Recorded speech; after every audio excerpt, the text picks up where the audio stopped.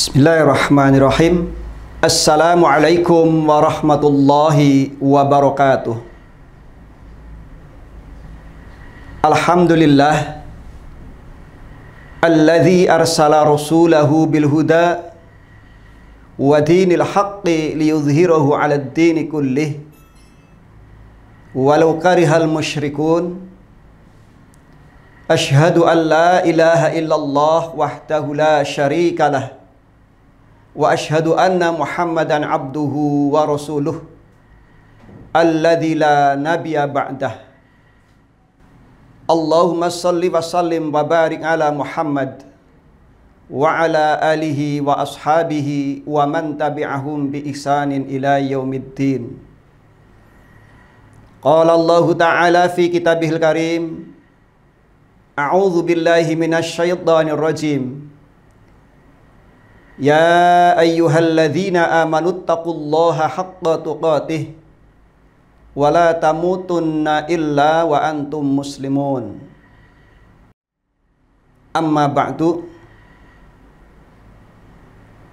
Para pendengar Radio Zamzam yang berbahagia dan semoga senantiasa dirahmati oleh Allah. Hanya kepada Allah lah kita memuja dan kepada Allah juga kita bersyukur atas segala nikmat yang Allah limpahkan kepada kita sekalian. Sehingga pada kesempatan kali ini kita masih bisa melanjutkan kegiatan dakwah Zamzam lewat radio. Semoga dengan kegiatan ini akan sedikit banyak memberikan manfaat pada kita sekalian. Sholawat serta salam semoga tetap Allah limpahkan pada Nabi kita Nabi Muhammad sallallahu alaihi wasallam, sampai kepada keluarga, para sahabat, dan semua umat yang senantiasa mengikuti sunnah-sunnah beliau. Para pendengar yang berbahagia, dalam kesempatan kali ini tema yang akan kami sampaikan adalah tentang ikhlas.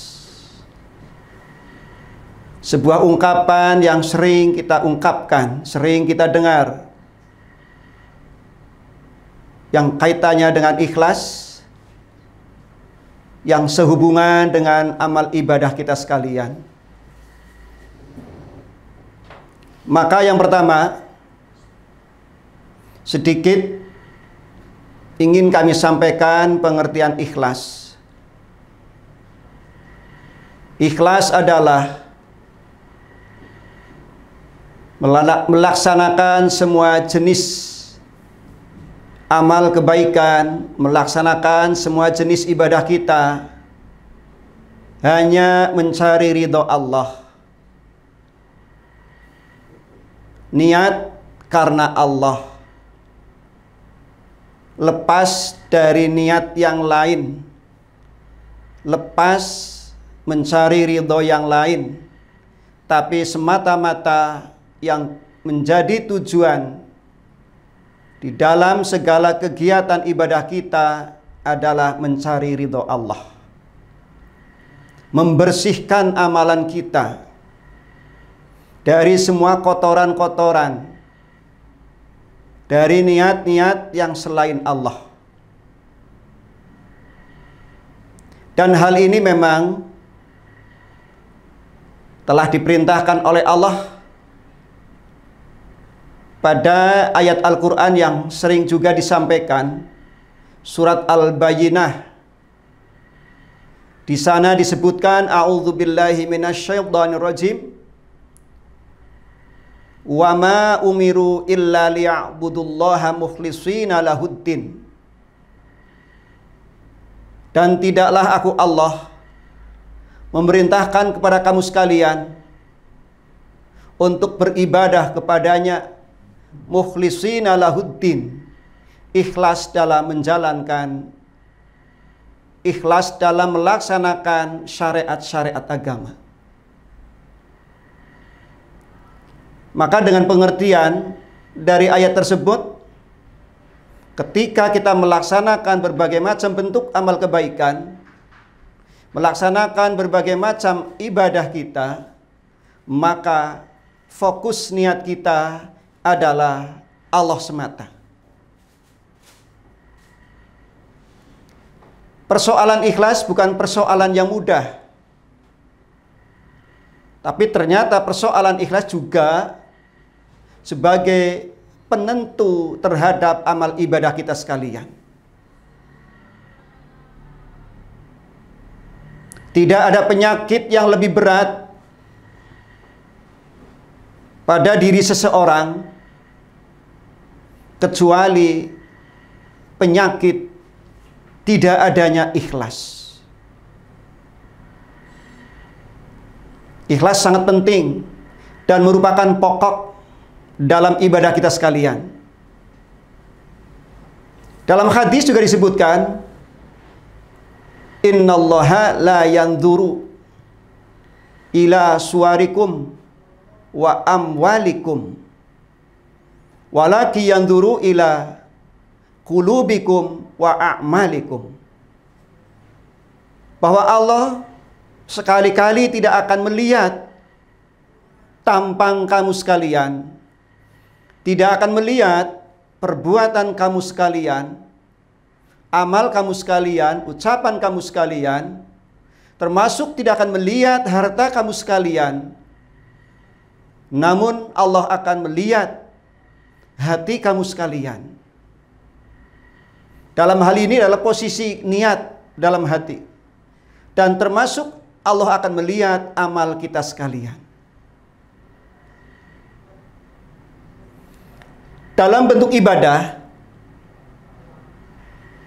yang sering kita lakukan, yang sering kita amalkan, atau terjadi dalam kehidupan kita sehari-hari adalah dari ucapan kita, dari sikap kita, dan juga mungkin dari materi kita yang kita infakkan untuk sebuah kepentingan dalam menjunjung tinggi agama Islam. Tapi namun semuanya itu harus didasari dengan niat yang tulus.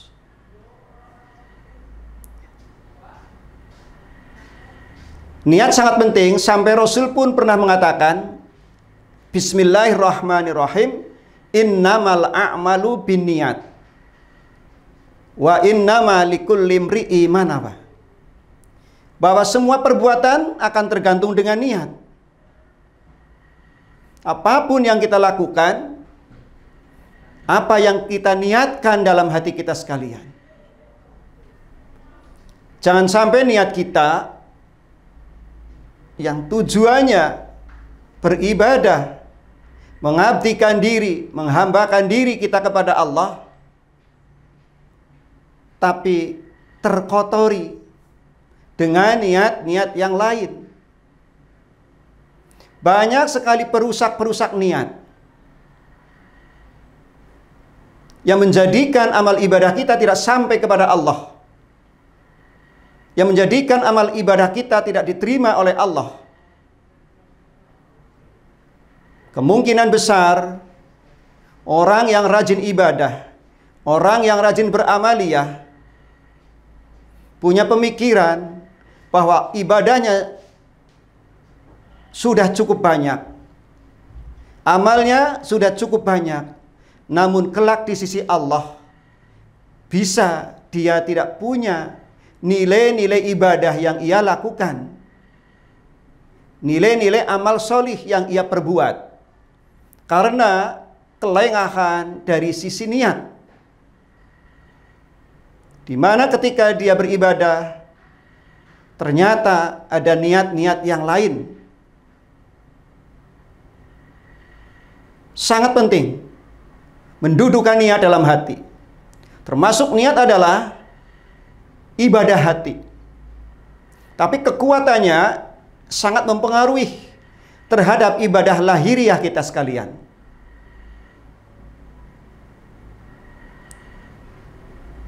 Dalam hadis yang kami sebutkan tadi, yaitu innamal a'malu binniyat,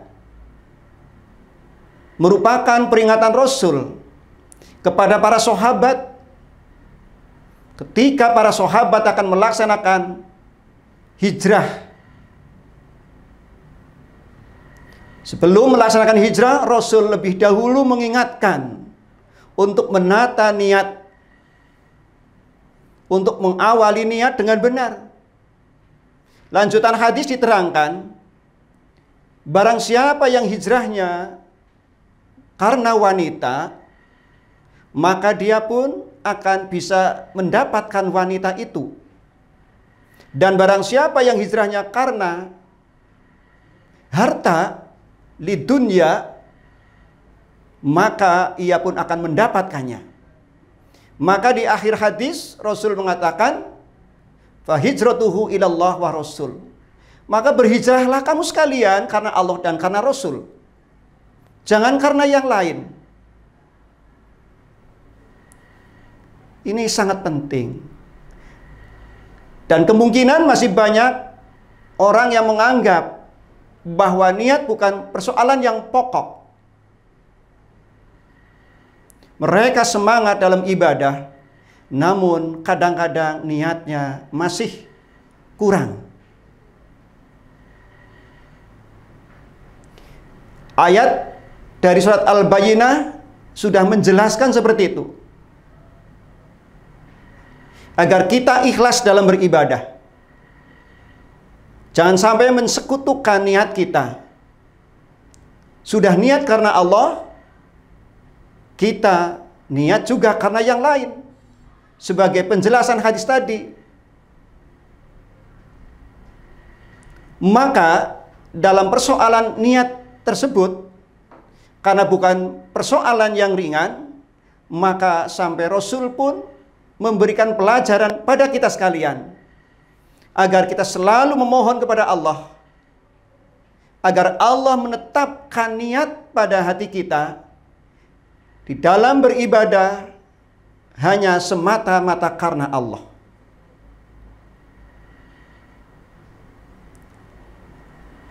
Di samping itu, bahwa kita menghadap kepada Allah, niat mencari ridhonya, ini pun sering juga kita ungkapkan sebagai pernyataan kita ketika kita sholat.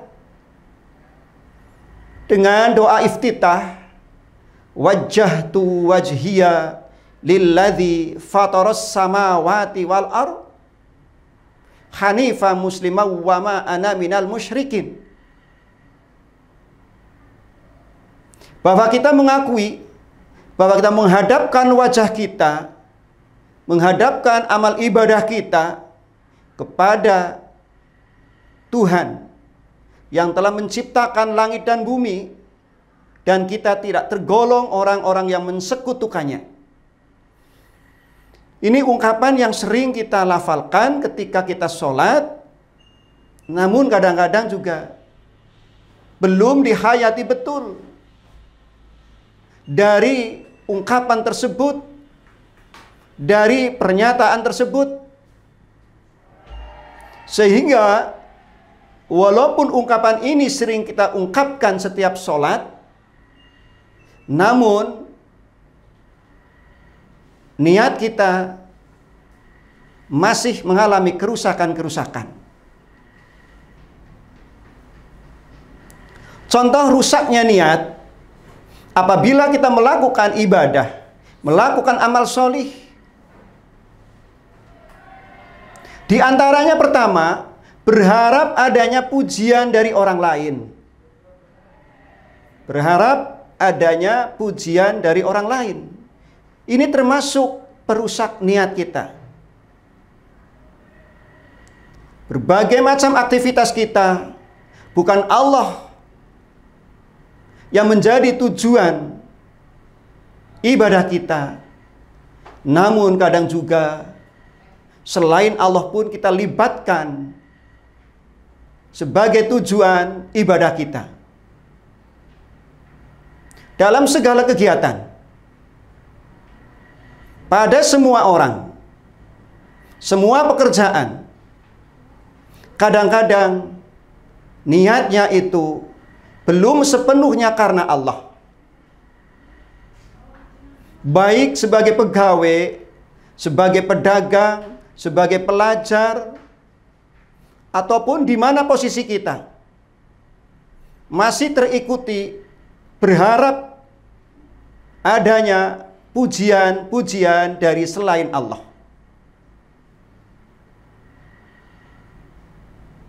Seorang pelajar, dia belajar, niatnya kadang-kadang bukan karena ibadah kepada Allah, tapi dia berharap pujian. Atau seorang pegawai, dia berharap pujian dari orang lain. Atau kesuksesan seseorang diikuti rasa berharap untuk dipuji oleh orang lain. Ini persoalan yang biasa kadang-kadang ada pada diri kita.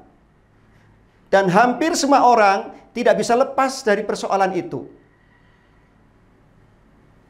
Maka sebetulnya sangat berat seseorang untuk menjaga niat yang tulus karena Allah. Sebab masih punya harapan untuk dipuji oleh orang lain.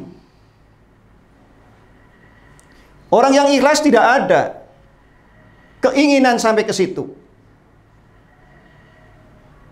Ini yang pertama. Yang kedua, perusak niat adalah kita melakukan sesuatu, ada harapan, kepentingan kita. Kalau tadi ingin dipuji, ya, tapi dalam hal ini kita ingin sesuatu kedudukan, sesuatu posisi.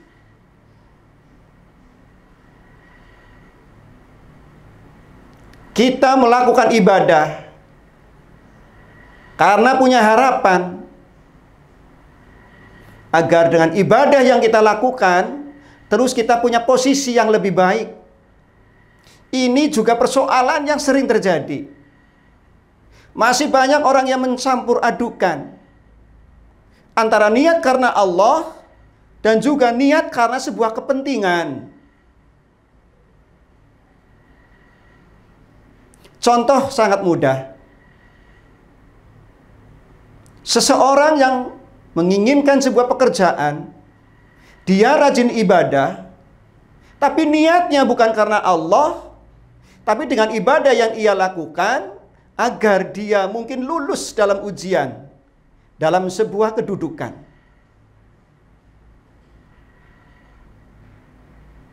Baik mungkin sholat malamnya, niatnya bukan karena Allah, tapi keniatan yang menguasai dirinya, menguasai hatinya karena punya kepentingan. Agar apa yang dicita-citakan itu bisa berhasil, bisa ia dapatkan. Dia sholat malamnya rajin. Berbahaya sekali kalau orang yang seperti itu, apabila keinginannya nanti gagal, maka ibadahnya pun tidak bisa istiqomah. Justru dia muncul kekecewaan. Dia mengumpat kepada Allah.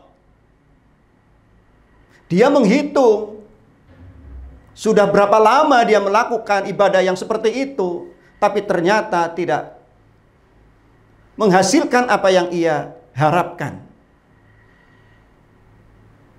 Banyak orang yang masih seperti itu. Mungkin dia puasa sunnah, niatnya bukan karena Allah semata, tapi dengan puasa sunnah ini ada suatu keinginan yang ia harapkan.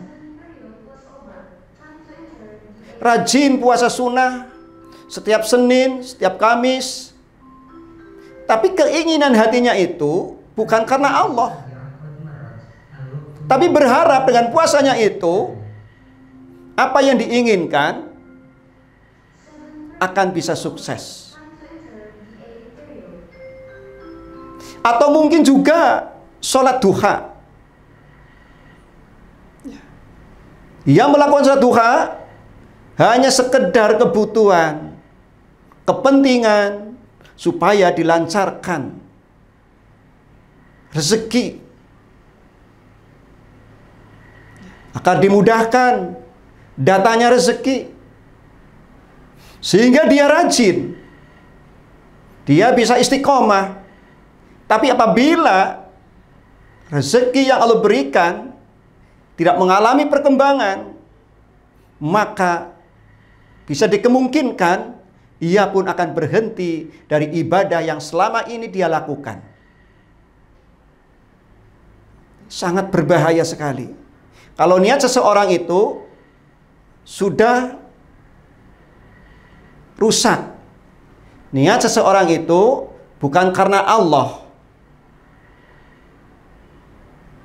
Termasuk dengan orang yang belum bisa ikhlas dalam sisi niat, maka dia pun seolah-olah seperti orang yang terpenjara,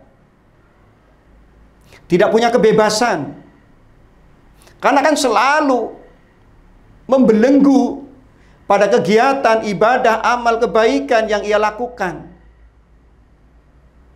Dia akan berhati-hati karena takut kalau ada orang yang melihat. Dialah orang yang mengharap pujian manusia. Dia takut kalau tidak berhati-hati. Karena berharap pujian orang, maka ibadahnya selalu berhati-hati. Sebagai contoh yang mudah, seseorang yang biasa sholat berjamaah, dia ada di shaf paling depan. Sekali waktu dia terlambat, dan dia di shaf nomor 2 atau 3, dia merasa kecewa. Ya Allah, kenapa kok saya di shaf kedua dan ketiga? Biasanya saya di shaf pertama. Dan di hatinya kalau muncul persoalan, merupakan kebanggaan, itu nggak bisa. Betul, ikhlas ini sesuatu yang sangat halus. Orang lain tidak tahu, tapi hanya dirinya sendiri dan hanya Allah yang tahu. Tapi ini perlu dijaga. Sesuatu yang halus. Hanya semata-mata mencari ridho Allah. Mari kita perbaiki niat kita supaya ikhlas karena Allah. Mari kita bangun niat kita untuk semua kegiatan karena Allah. Tidak ada yang diharapkan dari selain Allah. Semuanya pun juga ciptaan Allah, makhluk Allah. Buat apa kita harapkan? Kalau orang yang sudah ikhlas betul, sempurna ikhlasnya, insya Allah dia tidak akan terbelenggu. Dia menjadi orang yang merdeka. Sampai dia dipuji, tidak akan membanggakan diri, tidak membusungkan dada. Dia dicemooh, dijelekkan, disalahkan, dia pun tidak akan mundur, tapi tetap istiqomah dalam ibadah, tetap istiqomah dalam beramal kebajikan. Karena Allah lah yang menjadi tujuan. Ini sebetulnya pengaruhnya sangat luar biasa. Bukan kita boleh menilai orang lain, bukan, tapi untuk mengoreksi diri kita. Sudah sejauh mana ikhlas kita? Sudah sejauh mana ibadah dan amal soleh kita yang didasari dengan keikhlasan? Karena sangat merugi, ya. Merupakan kecelakaan yang besar. Ya. Dalam surat Al-Asr juga disebutkan, A'udzubillahi minasyaitonirrajim, wal 'asr innal insana lafi khusrin illalladzina amanu wa 'amilus shalihat. Demi masa, sesungguhnya setiap manusia dalam kondisi kerugian, illalladzina amanu wa 'amilus shalihat, kecuali orang yang beriman dan beramal salih. Iman dan amal soleh merupakan dua hal yang selalu beriringan. Tidak bisa melakukan salah satu dan meninggalkan yang lain. Dia beriman tapi tidak beramal soleh. Tapi dengan beriman itulah jelas akan dibuktikan dengan amal soleh. Atau dia beramal soleh tapi tidak beriman. Dia beribadah tapi bukan karena Allah. Jadi kedua-duanya harus seiring. Adanya iman diwujudkan dengan amal soleh. Adanya amal soleh harus didasari dengan iman kepada Allah. Jadi hati kita akan selalu terpaut. Akan selalu ada hubungan dengan Allah. Akan selalu ada kontak dengan Allah. Jadi betul-betul hidupnya akan nyaman. Akan santai. Karena semuanya diserahkan kepada Allah. Wajjahtu wajhiya lilladzi fataras samawati wal ardh. Ya. Jadi saya menyerahkan jiwa raga kita sekalian. Menyerahkan segala kegiatan kita sekalian. Untuk siapa? Untuk Allah. Yang mempunyai langit dan bumi dan segala isinya. Maka inilah yang perlu kami sampaikan agar kita sekalian selalu berhati-hati dalam beribadah dan dalam beramal solih. Jangan lepas karena Allah semata. Kalau masih ada diikuti dengan untuk selain Allah, maka kecelakaan bagi kita sekalian yang kita sudah berpikir, sudah berharap banyak ibadah, banyak amalia, tapi di sisi Allah ternyata tanpa nilai sama sekali. Dan masih banyak sekali contoh-contoh yang lain. Ya. Tapi dengan waktu yang sangat singkat ini, kami cukupkan sekian. Mohon maaf atas segala kekurangan. Saya akhiri. Nasrun minallah wa fathun qarib. Assalamualaikum warahmatullahi wabarakatuh.